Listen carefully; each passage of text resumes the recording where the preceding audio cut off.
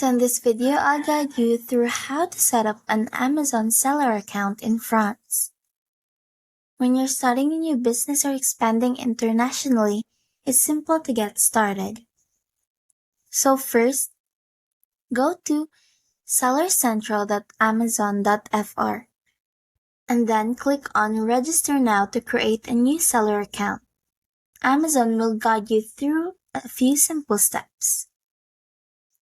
Have your documents ready? You'll need a valid ID, proof of address, a bank account statement, and tax information.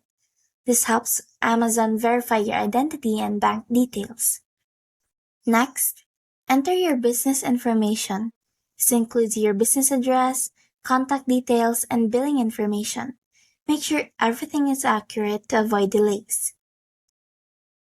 Amazon may ask for additional verification.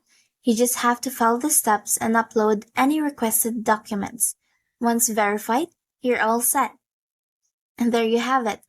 You're ready to start selling on Amazon France.